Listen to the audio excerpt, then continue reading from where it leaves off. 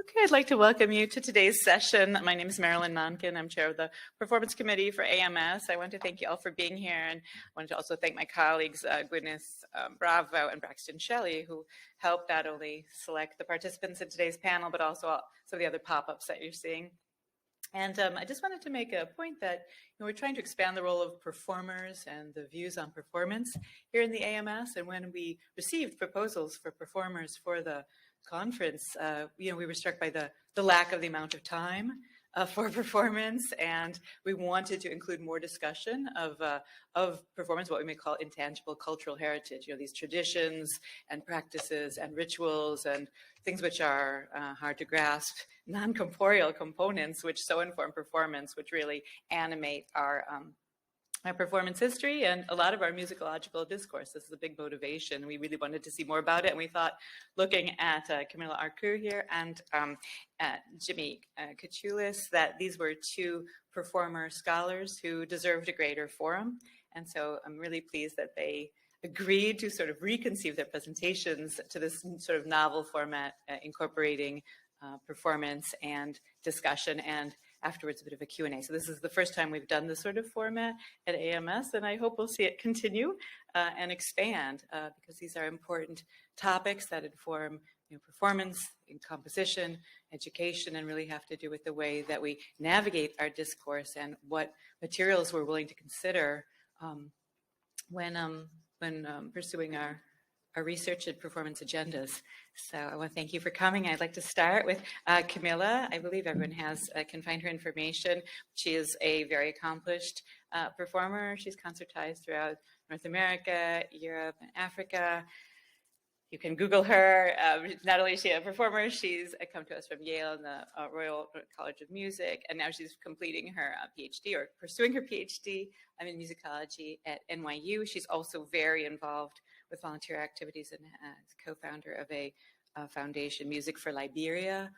So she's very, very socially active and socially aware, and her upcoming projects after today also include recordings, music, composers Margaret Bonds, Germaine Taillefer, Erilyn Wallen, really continuing her agenda to pursue and promote and research lesser known composers, women composers, and composers of color. So I'm going to turn this over now to Kamilla Arku. Okay. Hey, good morning, everyone. Thank you for making it out so early, especially because I know the NYU party was last night, and it was very fun. I was sad to leave early. I'm going to ask everyone a favor. I'm playing some really cool, intricate things inside the piano that are kind of quiet. Could everyone move forward just so we can have a more family style concert setting? And then you'll hear better. Okay. And oh, that's so much better. Great. Cool. Okay. So I'm going to be sharing some of my favorite repertoire for the piano, and also just talking about some ideas that this music brings up for me, and some kind of questions I've been thinking about recently. So let's start, as always, with my dog. So these are some of the questions that this repertoire, this music from Africa and the African diaspora, bring up for me as a performer, and especially as a teacher. So how can we engage with this music thoughtfully? How can we prevent the exotification, the tokenization of this music, especially by institutions and programmers? How can we encourage educational institutions to value music outside of the canon? It's just something I think about all the time, and that I see both in my experiences as a musician who went through kind of music school and conservatory, and as a teacher who's working with young people now. And I think a lot about how we can develop not only musicians and young musicians, but audiences, to ask them to expect more, to expect music that's diverse and from around the world and it's outside of the canon. And this is a question I got from Jaime Oliver in a discussion I just had with him. How can we decolonize music education? How can we decolonize these forms in music that we've seen over and over again that have value, but I think need to be shaken up a little bit? So here's me. So thank you very much to Marilyn for the introduction. So I just want to say a little bit about myself, just so you know where I'm coming from. I'm a classically trained pianist. I went through conservatory for my master's, and since then I've been a performer working within classical music, but really interested in music across genres. I'm very passionate about education, so like a lot of musicians, since I've been old enough to teach, I've taught. I love working with young people, and I find they're really inspiring. When I think about the future of music, I kind of ask, what do they deserve and what would make music more interesting for them? I run a nonprofit, so I founded Music for Liberia right after I finished my master's. Music for Liberia raises money for children in Liberia, which is my heritage. My father was Liberian. It's a country that has a lot of need and a lot of really wonderful young people that have a lot of passion. So we use music as a way to bring people together, to raise money and raise awareness. And finally, I am now at NYU, which is very exciting, and now here at my first academic conference. So I just wanted to say a little bit of something that ties all of my areas together, is this interest in heritage and what we owe young people and what can kind of move art forward, and how can we use music to kind of better the world and make for more interesting conversations. But as a musician, especially going through conservatory, going through early music education, my heritage was always something that I separated from classical music. I didn't really see African composers. I didn't even see composers of color. I didn't see women. So I had this assumption that music was all by dead white men. And that kind of continued through my master's. So throughout my music education, I never played a piece for a major recital by a woman or by a person of color. And I thought this was completely normal. So I really separated my Liberian, my African identity, my identities of a woman of color from music making, especially on the professional stage. And that was until I was asked to play something from my heritage for a major concert in London. So actually, I brought something to pass around. I came across this series of books. I see someone nodding. This was kind of a life-changing discovery at Chimes Bookstore in South Kensington. It's a series by William Chapman Nyaho of Piano Music from Africa and the Diaspora. There are 5 volumes, and it just opened my eyes to the fact that there were composers of color, there were composers from Africa and the diaspora who were in classical music. I just didn't know about them, and no one had introduced me to them. So if you guys don't know it, I thought I could just pass it around. It has really great notes, amazing music, and it's for kind of advanced beginners through professional musicians, and it's just a wonderful set. So that was my first experience with music from the diaspora, and it's really the set of books just sent me on a journey of discovering more composers, of trying to share this music, and realizing that there's a real dearth of music from these heritages, these cultures. So, where'd my clicker go? Oh no.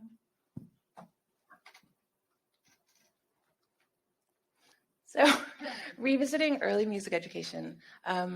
This is not to throw shade, but this is from the Bastion piano series, which I grew up with and I taught from in the UK. And this is examples of how they engage with other cultures. It's not great. They haven't been updated in a while. And I found, as I started to care more about these issues, even looking for other methods, it was really hard to find things that engage with other cultures sensitively. And I thought it's such a shame because we're introducing young people to music through these collections, and they're going to pick up all kinds of weird things from the way that, non-Western cultures, especially, I think this one has always bothered me the most. In the UK, I had a student who, didn't know the connotation of Indian for a Native American, and was just like, that person doesn't look like they're from India. I'm like, they do not look like they're from India at all. All right, then we progress. I'm going to talk a lot about the etude and the idea of the etude in piano pedagogy and performance. So these are kind of standard etudes that we come across. Hanon, of course, etc., through to Chopin etudes, which are wonderful. I'll come back to those. And then things like the Liszt etudes, which are virtuosic and amazing. One reason that I've been thinking about piano etudes in the past couple of months is from my teaching in New York. So one of my private students is at a very elite music school in Manhattan, and she has to do a technical exam in February. So I got in touch with the school because we've been working on a set of rhythm etudes by Fred Onweseke, who I'm going to perform later. And I asked, would it be okay if she brought one of these etudes? It wasn't on kind of the suggested list that they'd sent out. And I got a very polite but pretty firm response that they would prefer if she stuck to the canon music, the music that they were familiar with. They didn't know Fredo's etudes and they weren't into it, basically, which made me really sad because they are amazing technical works. And they're also exploring all these different influences, bringing in African harmonies and languages. My student is a student of color, so it's really important for me to share with her music by people who look like her. So we got derailed from doing this rhythm etude and pushed towards Chopin, which of course is also wonderful, but it was a real disappointment. And since then, I've really been thinking, what are the role of these etudes? They're to teach important skills for professional musicians, but what are they teaching and what are they leaving out? And how can we as educators, as scholars, as performers, how can we maybe change that? Because I find it's really important to introduce musical influences, musical languages, harmonies, cultures from outside of the canon. For the modern musician, I think it's kind of mandatory. So instead of these, I'm going to be talking about these. So they're not all called etudes. So I'm going to be performing some of Fred Onweseke's pieces. They are 24 Studies in African Rhythms. They're in 2 volumes.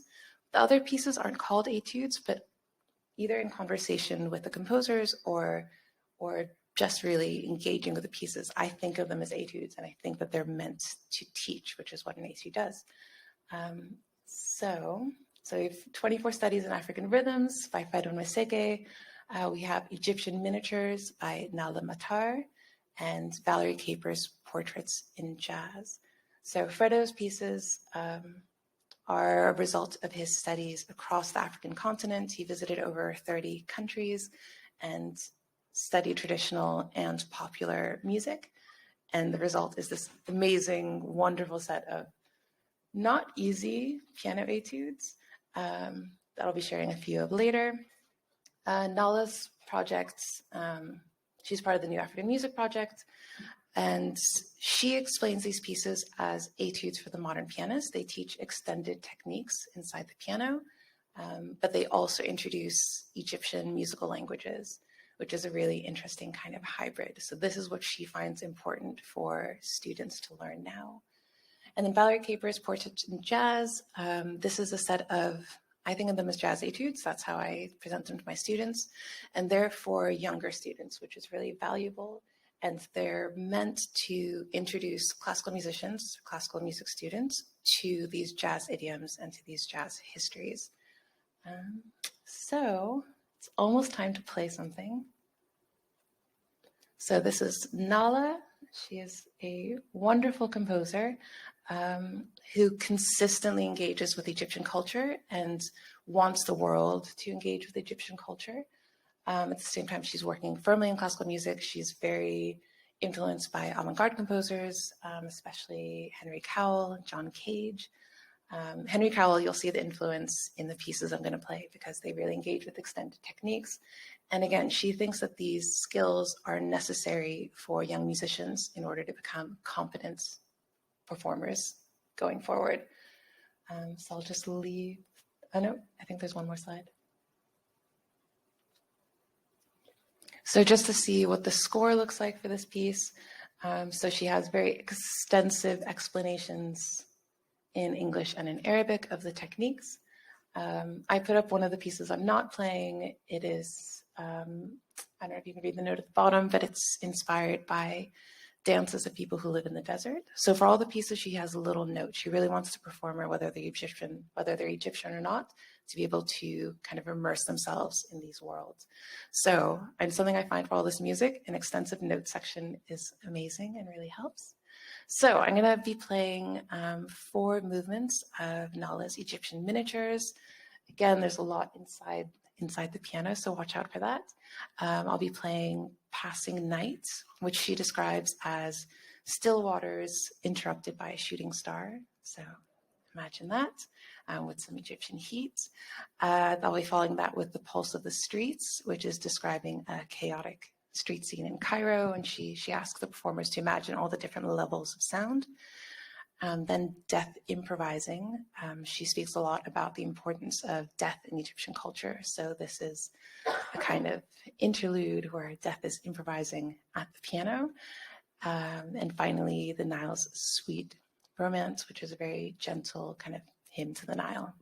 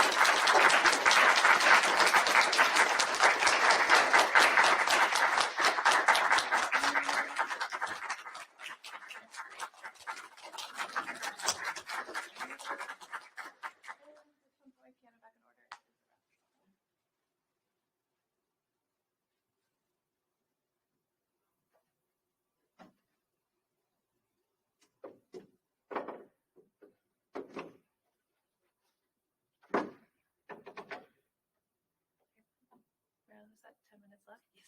Okay, cool. All right.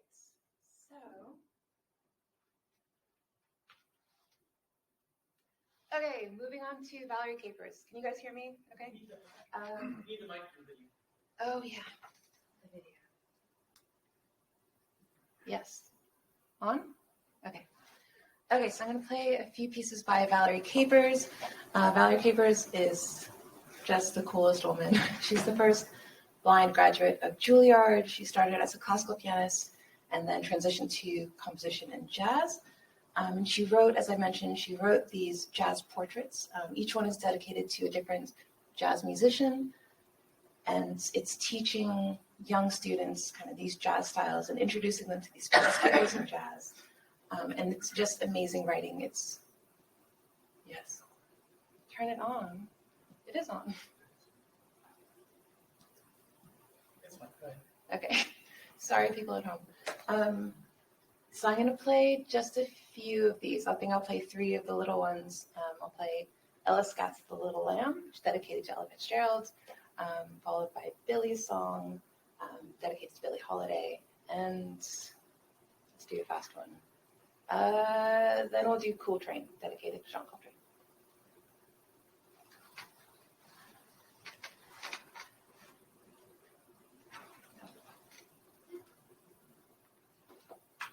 There's one more great quote by her that you can read and think about while I'm playing.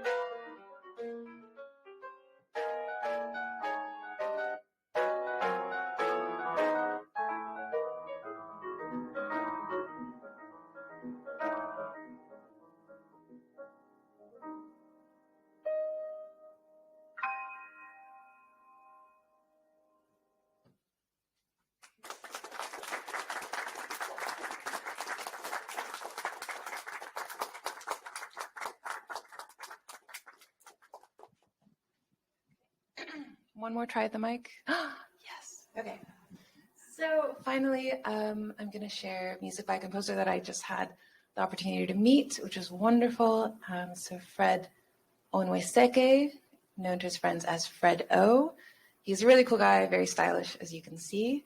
And again, as I mentioned, he traveled throughout the African continent, kind of collecting this music, and then used it as the basis for his 24 studies in African rhythms, which is just a fantastic set of pieces that I think should quickly become part of the canon. It's so useful for young pianists to learn these rhythms, to be introduced to new ideas, and to really be pushed technically to the limits by the things he asks them to do. I did have a conversation with Fredo about this being for young pianists, but being incredibly difficult. And he said that in February, he's actually releasing versions that are a little easier. So he's simplifying some of the keys, shortening some of the pieces. So he's also thinking about how to introduce this music earlier in music education, where it can really kind of shape the way that people see classical music. So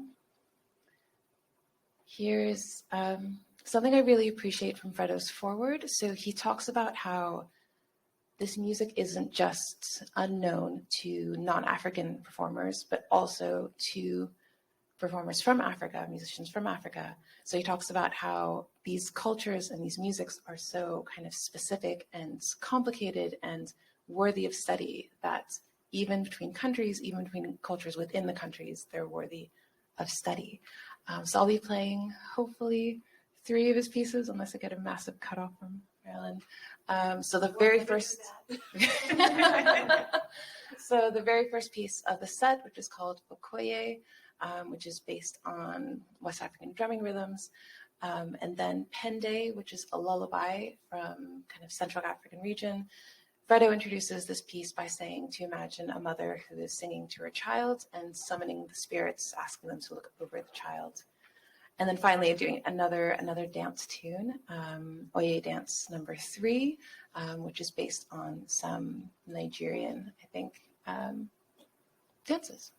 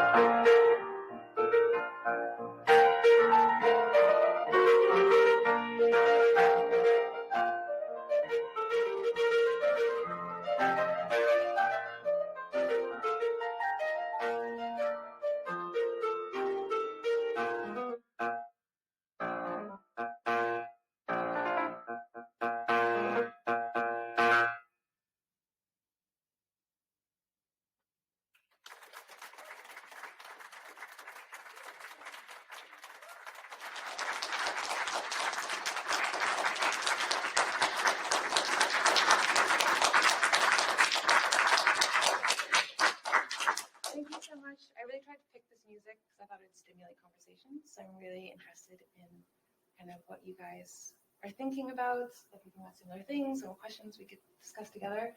And yeah, and there's a call to action from my dog. Yeah, music education really needs to be shaken up. I really think this music is the future, and it's really important for young musicians and audiences to learn about it so we can all go forward together. All right, thank you.